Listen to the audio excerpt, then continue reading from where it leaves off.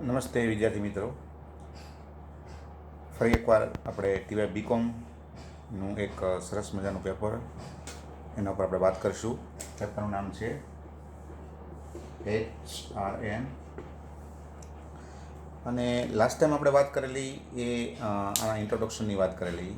The first step of the subject, first step of the chapter, first step in the concept, કે જેને આપણે માનવ સંસાધન સંચાલન કહીએ છીએ એ વાસ્તવમાં એ શું છે, બરાબર છે. આપણે એની ચર્ચા કરેલી હતી કે જેને આપણે માનવ સંસાધન સંચાલન કહીએ છીએ એ વાસ્તવમાં બીજું કાંઈ નથી, પણ it is one kind of the branch of management.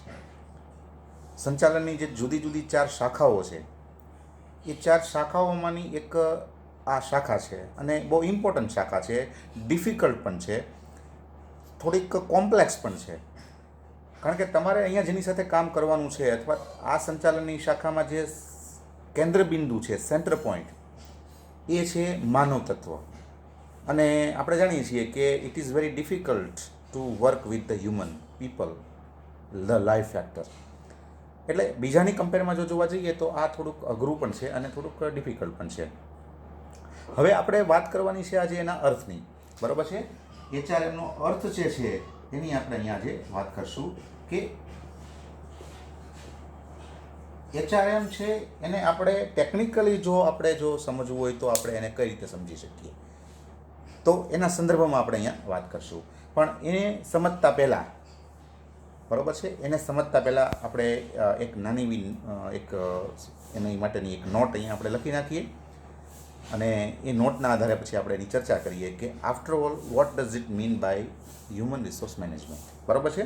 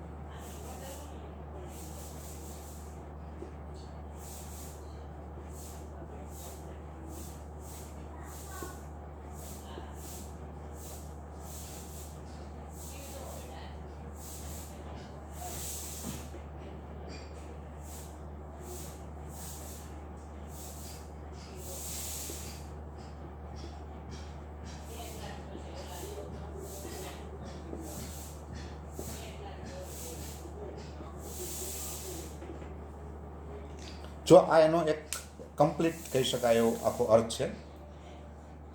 આ સંચાલનની એવી શાખા છે કે જે સારા કર્મચારીઓ મેળવવા અને જાળવવા સાથે તો સંકળાયેલ છે જ, પણ સાથોસાથ તેમની ક્ષમતાઓ અને કુશળતાઓ વિકસાવવા સાથે પણ સંકળાયેલ છે. આ સંચાલનની એવી શાખા છે કે જે માનવ તત્વ એટલે કે કર્મચારીઓને એકમની મિલકત ગણી અને તેમને સાચવવાની એ વાત કરે છે, અથવા સાચવવા સાથે સંકળાયેલ છે. આ એક સરસ મજાનો એનો સંપૂર્ણ શોર્ટમાં એક અર્થ મેં આપેલો છે કે જેમાં તમને માનવ સંસાધન સંચાલનના તમામ પાસાઓ તમે એમાં જોઈ શકો છો, બરાબર છે. તો પહેલાં તમે તમારી બુક લઈને જો બેઠા હો તો તમે એમાં એને નોટ કરી શકો છો. પછી આપણે એના ઉપર આગળ વાત કરીએ અને આ આખી જે સમગ્ર જે કાંઈ એનો અર્થ છે એને આપણે અહીંયા એકદમ વ્યવસ્થિત રીતે સમજવાનો પ્રયત્ન કરીએ. સંચાલનની એવી શાખા કે જે સારા કર્મચારીઓ મેળવવા અને જાળવવા સાથે સંકળાયેલ છે, તેમજ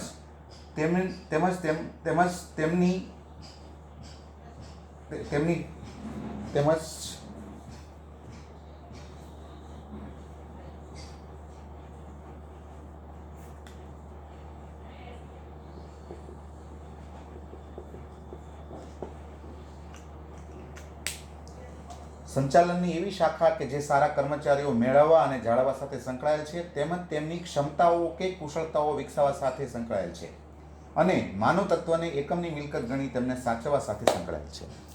તો તમે આને નોટ કરી શકો છો, પછી આપણે એને વિસ્તૃત રીતે સમજવાનો પ્રયત્ન કરીએ.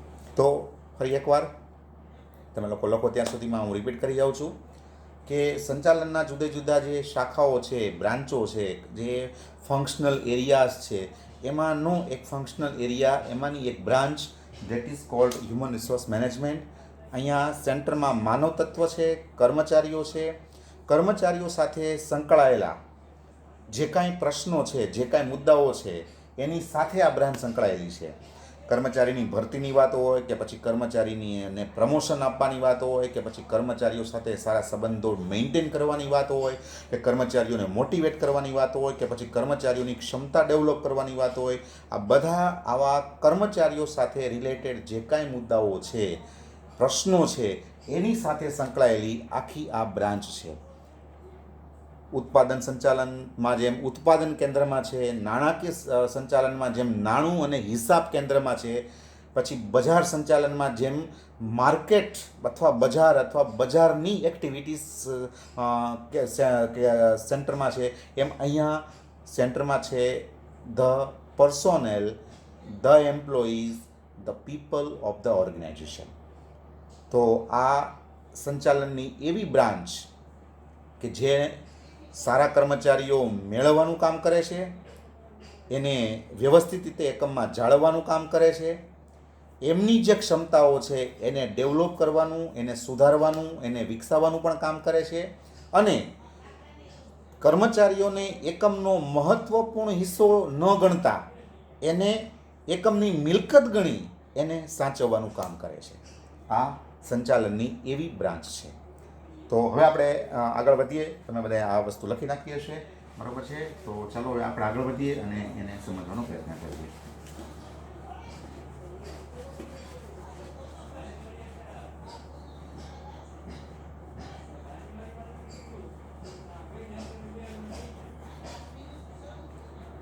જો હવે 3 કન્સેપ્ટ. પહેલું સંચાલન, પછી કર્મચારી સંચાલન,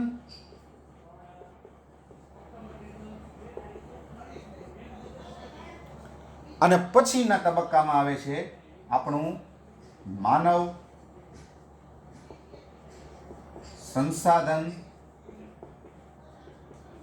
સંચાલન. હવે આમ as a student of commerce તમારા મનમાં આ પ્રશ્ન થાય કે સાહેબ આ બધામાં ફેર શું? What is the difference between management and personal management and human resource management? તો હવે આપણે એને ટેકનિકલી સમજવાનો પ્રયત્ન કરીએ કે શરૂઆતના તબક્કામાં કર્મચારી સંચાલનનો પણ ખ્યાલ નહોતો અને માનવ સંસાધન સંચાલનનો પણ ખ્યાલ નહોતો. કર્મચારીને શું માનવામાં આવતું? તો યાદ કરજો, મેં તમને ઇન્ટ્રોડક્શનમાં વાત કરી કે કર્મચારીને ફક્ત ઉત્પાદનનું સાધન ગણવામાં આવતું. ભાઈ ઉત્પાદન કરવાનું છે, એ ઉત્પાદન કરવા માટેનું આ સાધન છે, જેમ યંત્રો અને બીજા સાધનો છે તેમ. એનાથી વિશેષ કાંઈ નથી. જેમ યંત્રો કામ કરે છે એમ માનવ તત્વો કામ કરે છે, એને જરૂર છે માટે કામ કરે છે, બરાબર? એ કાંઈ વિશિષ્ટ કોઈ તત્વ નથી. તો શરૂઆતના તબક્કામાં મેનેજમેન્ટ ખાલી હતું, સંચાલન, બીજું કાંઈ નહોતું. કર્મચારી સંચાલન કે માનવ સંસાધન સંચાલન એવો કોઈ કન્સેપ્ટ નહોતો. પણ ધીરે ધીરે જે સંચાલનના નિષ્ણાંતો હતા એને એક વસ્તુ રિયલાઇઝ થઈ કે જો ઉત્પાદકતાને આપણે વધારવી હોય, જો આપણે વધુ સારો પરિણામો મેળવવા હોય, તો આપણે ઉત્પાદનના સાધનો છે એને આપણે ક્લાસિફાઈડ કરવા પડશે અને જે સાધનો ઇમ્પોર્ટન્ટ હોય એના ઉપર આપણે ફોકસ કરવું પડશે. આપણે બધાને એક લાકડીએથી હાંકી ન શકીએ. યંત્રો અને માનવ છે તો બધું એક નથી, બધામાં ડિફરન્સ છે. યંત્રો છે એના કરતાં માનવ અલગ છે. ભલે બંને ઉત્પાદનના સાધનો હોય પણ છતાં બંને વચ્ચે there are so many differences. એટલે જે સંચાલનના નિષ્ણાતો હતા એણે આખું એક જેને કહેવાય ને કે આખું એક રિસર્ચ કર્યું, સંશોધન કર્યું. તો એમાંથી બહાર આવ્યું કે ભાઈ તમારી જે ઉત્પાદનની પ્રક્રિયા છે એમાં જે સાધનો જોડાયેલા છે એમાં માનવ તત્વ એક એવું સાધન છે કે જે કોમ્પ્લેક્સ છે અને જેને મેન્ટેન કરવું પડે, જેને મોટિવેટ કરવું પડે. એ યંત્રોની જેમ એને આપણે એની પાસેથી કામ લઈ શકાય નહીં. એટલે પછી જે ધીમે ધીમે ખ્યાલ અસ્તિત્વમાં આવ્યો, એ કયો ખ્યાલ અસ્તિત્વમાં આવ્યો તો કે કર્મચારી સંચાલન, જેને અંગ્રેજીમાં કહેવાય છે ધ પર્સોનેલ મેનેજમેન્ટ. પર્સનલ નહીં, પર્સોનેલ મેનેજમેન્ટ. હવે એનો જે ખ્યાલ હતો એ શું હતો તો કે સારા કર્મચારી, હું લખું છું અહીંયા, સારા કર્મચારી મેળવવા અને જાળવવા.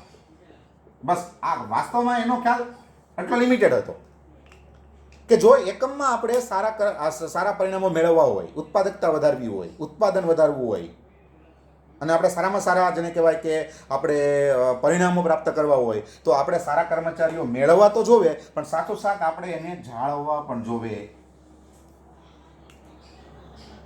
એને જાળવી શકીએ તો સારા પરિણામો મળે. સારા કર્મચારીઓ મેળવવાથી સારા પરિણામો મળતા નથી, એને જાળવવા પડે. અને એકમના જે કર્મચારીઓ છે એ યંત્રો જેવા નથી, એ ઉત્પાદનના સાધન છે, પણ ઉત્પાદનના બીજા સાધનો જેવા એ નિર્જીવ નથી.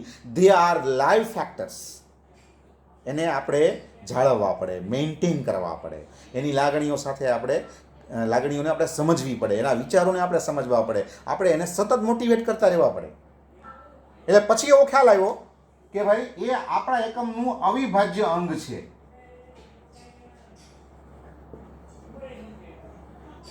આ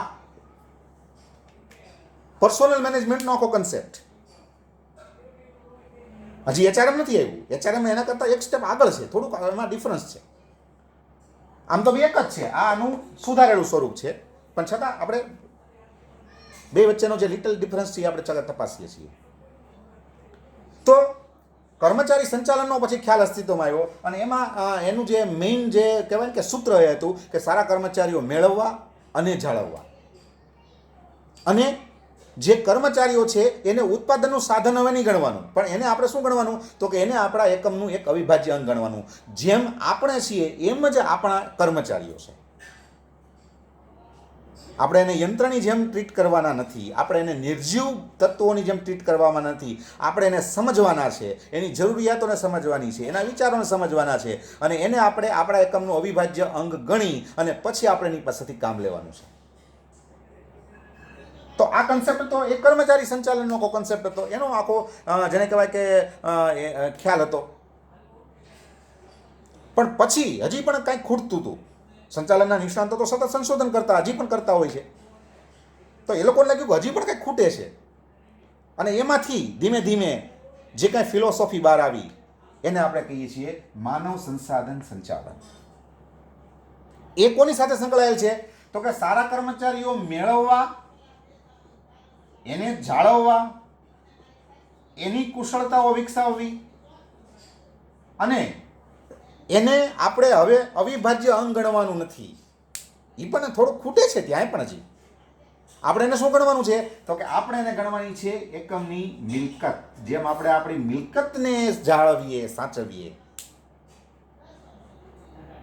આપણે પાન માવો ખાતા હોઈએ તો આપણે બસ સ્ટેન્ડ ગમે એવું સારું બનાવ્યું હોય સરકાર તો સારું કામ કરે જ. સારામાં સારું આપણને એરપોર્ટ જેવું બસ સ્ટેન્ડ આપે. આપણે શું કરીએ તો કે પાન માવો ખાઈને અહીંયા પિચકારી મારીએ. બસ સ્ટેન્ડમાં એક જણા પિચકારી મારતો હતો. એક નવું જ બસ સ્ટેન્ડ અમારા કુંડલામાં બન્યું. એટલે હું ત્યાં અમે ગયા તો મેં જોયું તો પિચકારી એક જણો ઊભો પાન ખાતો પિચકારી મારતો હતો. મારો ઓળખીતો હતો. એટલે મેં પૂછ્યું એટલે ભાઈ અહીંયા પિચકારી મારવાની? એનો જવાબ સાંભળ્યો કે આ આપણું થોડું છે. જો એ ઘરે મારે એના ડ્રોઈંગ રૂમમાં બેઠા હોય તો ડ્રોઈંગ રૂમમાં બેઠા બેઠા ઘરમાં પિચકારી મારશે નહીં? મારે. શું કામ? કારણ કે પોતાની મિલકત છે. પોતાની મિલકત હંમેશા સાચવવાની હોય છે.